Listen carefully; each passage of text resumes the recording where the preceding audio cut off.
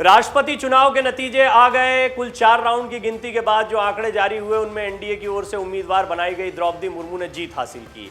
जहां मुर्मू को इस चुनाव में कुल 2824 प्रथम वरीयता के वोट मिले, वहीं यशवंत सिन्हा को 1877 प्रथम वरीयता के वोट मिले।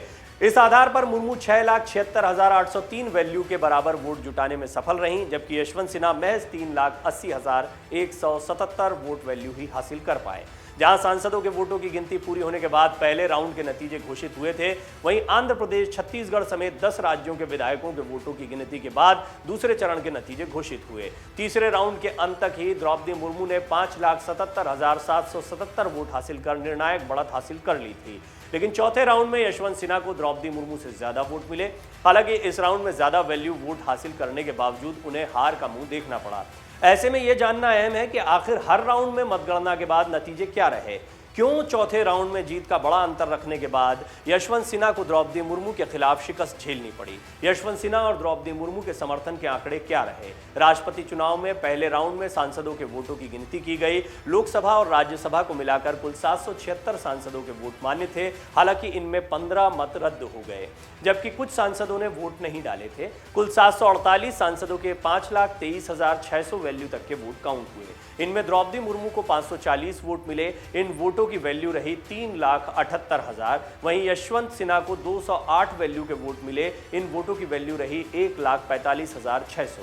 यानी संसद में मुर्मू को 72% सांसदों का समर्थन हासिल हुआ, जबकि यशवंत सिन्हा के लिए सिर्फ 28% सांसदों ने ही वोट डाला। यानी इस राउंड में ही मुर्मू को यशवंत सिन्हा पर 232 वोटों की बढ़त मिल गई थी।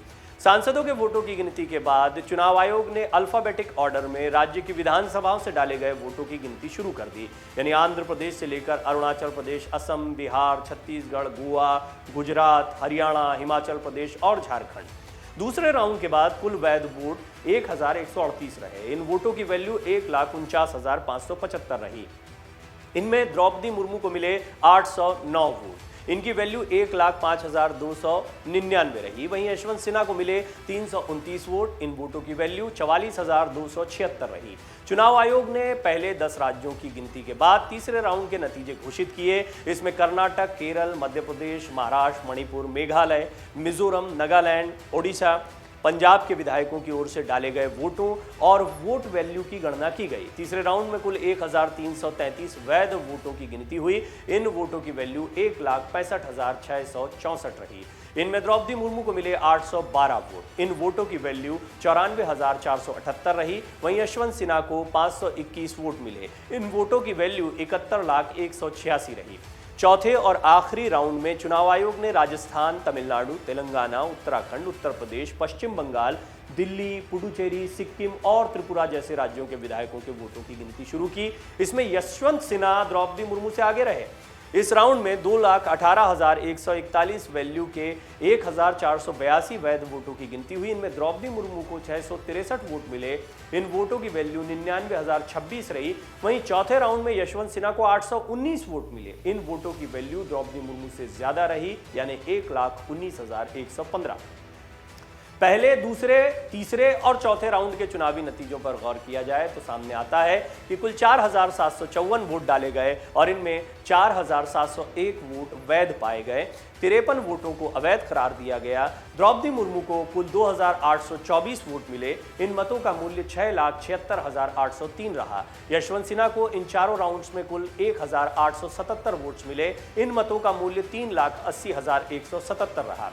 गौरतलब है कि विधायकों और सांसदों के कुल वोटों को मिलाकर इलेक्टोरल कोलाज बनता है। ये संख्या 10,86,431 है। इस संख्या के आधे से ज्यादा वोट यानी 5,43,216 मत पाने वाले उम्मीदवार को राष्ट्रपति चुनाव का विजेता घोषित किया गया। यानी कि द्रौपदी मुर्मू इससे कहीं ज्यादा वोट पा चुकी थी। उन्होंने एक बेहतरीन जीत दर्ज की है। ये भी माना जाएगा कि यशवंत सिन्हा ने उन्हें कड़ी टक्कर भी दी और चौथा राउंड तो ऐसा रहा जिसमें यशवंत सिन्हा द्रौपदी मुर्मू से आगे निकल गए। लेकिन तीसरे ही राउंड में द्रौपदी मुर्मू ने निर्णायक बढ़त बना ली थी और यह तय हो गया था कि वही देश की अगली राष्ट्रपति बनने जा रही हैं।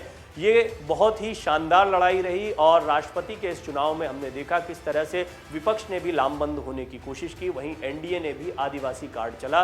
राजनीति के लिहाज से, आगामी लोकसभा चुनाव के लिहाज से भी इन चुनावों को बहुत महत्वपूर्ण माना जा रहा है और इसमें भी बीजेपी को एक रणनीतिक बढ़त मिलती दिखाई दे रही है, क्योंकि विपक्ष का बिखराव स्पष्ट तौर पर राष्ट्रपति चुनाव के दौरान देखने को मिला।